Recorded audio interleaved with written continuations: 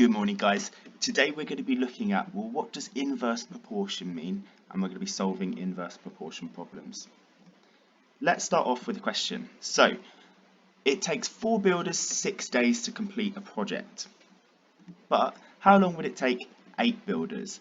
Please could you pause the video and unpause it when you're ready for the solution. So the most common mistake in this question is, well, people just don't really think about it and just assume it's a direct proportion problem. So some people say, okay, well, if I double the amount of builders, it's going to take twice as long. But when you think about it, that answer's silly. It makes no sense. If you've got twice as many people helping you, the job's not going to take twice as long, is it? Actually, it's going to do the complete opposite. If there's twice as many people, so twice as many hands available to help, it's probably going to take about half the time, right? So it's probably going to be more like 3 days.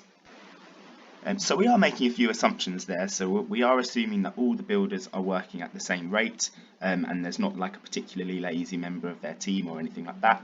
But just generally, that's the concept of inverse proportion. So as one quantity gets bigger, the other quantity actually gets smaller. So it's the inverse. It's the opposite of direct proportion.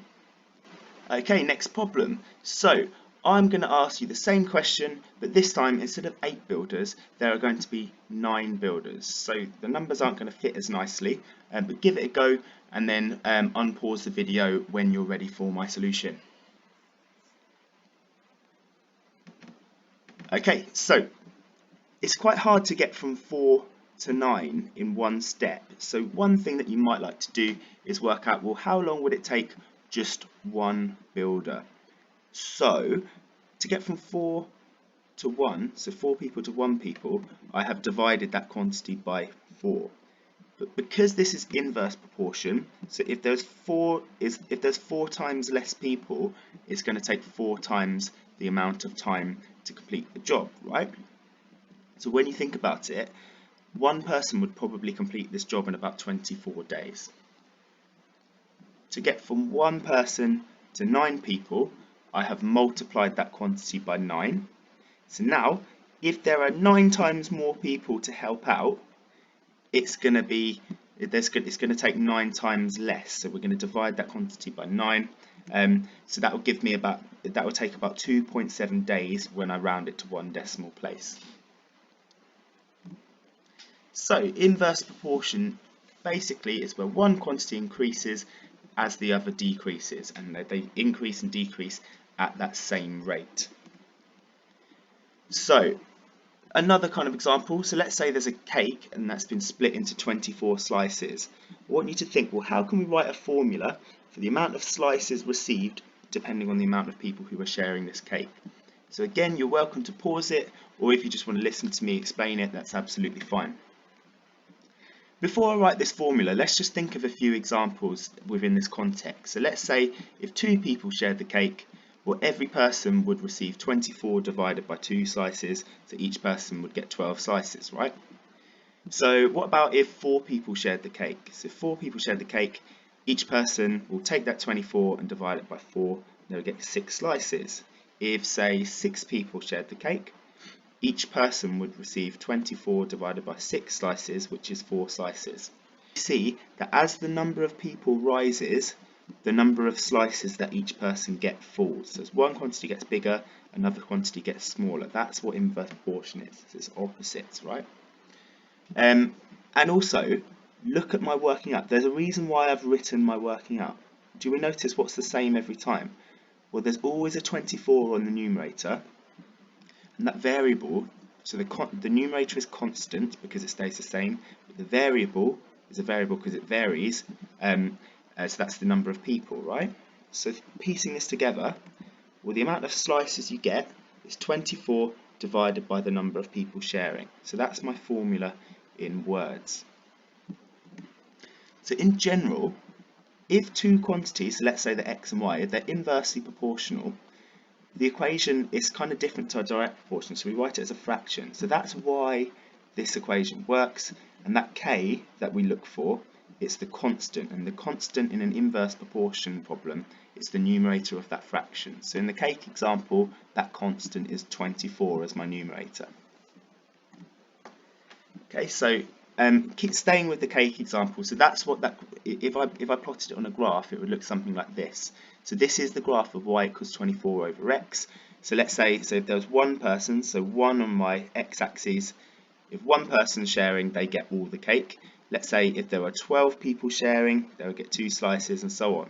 So the less people, the more slices they have. The more people there are, the less slices you have. That's what an inverse proportion graph looks like. So compare it with our direct proportion graph from the last few lessons. Direct proportion is a perfectly linear graph because one quantity rises as the other rises, so it just goes up and up and up. But an inverse proportion is a reciprocal graph. So that's a graph where x is the denominator, and it always gives you that, oh, as one gets massive, one gets really small. As one gets small, the other one gets massive. So I'm going to show you a really classic example of some inverse proportion questions then. So it's very, very similar to what we've done with direct proportion, but we just use a different equation. So first of all, if y is inversely proportional to x, well, we know the inverse proportion equation, it's the fraction one, right, where k is my numerator. So y equals k over x, that's my first step. Just like the last few lessons, at this stage, I'm going to find k by making a substitution. If y equals 6 and x equals 10, I'm going to substitute those values into my equation here. Okay, so what must k be? So something divided by 10 gives me 6, k must be 60. Now that I know that k is 60, I can update that initial equation. So instead of y equals k over x, I'm going to call it y equals 60 over x. Okay, that's helpful, but I haven't actually answered the question yet. The question says, find y when x equals 4.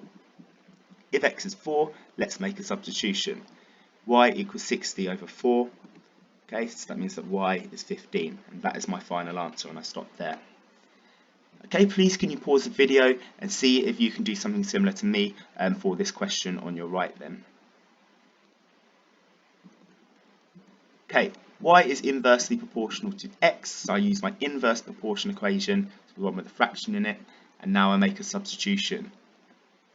Something divided by 20 gives me 6, well that means that k is 120, and I can use that to update my initial equations. Instead of y equals k over x, I know that y is 120 over x. 120 is my constant.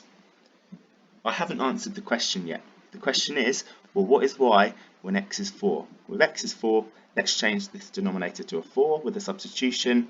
So how many 4s go into 120? The answer is 30.